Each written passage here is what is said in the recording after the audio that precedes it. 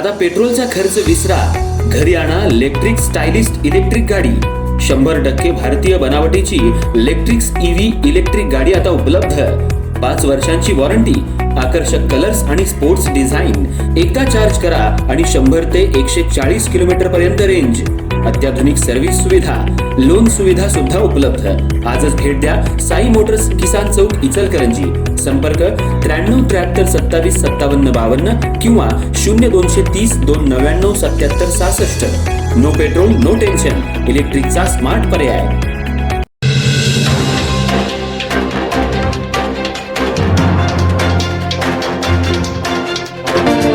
इचलकरंजी शहरात दारू पिण्याच्या कारणावरून केलेल्या मारहाण प्रकरणी 6 जणांनी केलेल्या सशस्त्र हल्ल्यात एक जण गंभीर जखमी झालाय।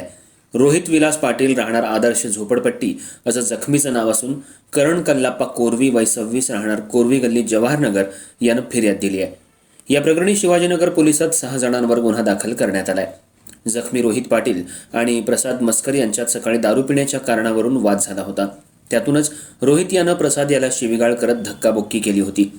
सायंकाळच्या सुमाराला डेक्कन सूत गिरणी परिसरात वडरगल्ली इथं करण कोरवी आणि रोहित पाटील हे दोघे जण वडापाव खात उभे होते। त्यावेळी प्रसाद संजय मस्कर, प्रतीक संजय मस्कर, यश संदीप ओगले, जय संदीप ओगले, सारंग अजित नलवडे आणि वेदांत सचिन नांगरे सर्व राहणार खोतवाडी त्या ठिकाणी आले।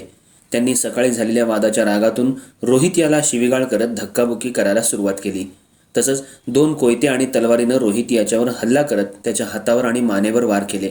जखमी झालेला रोहित जीवाच्या आकांतानं तिथून पळत सुटला, पण हल्लेखोरांनी त्याचा पाठलाग करत पुन्हा मारहाण केल्याचं फिर्यादीत म्हटलंय।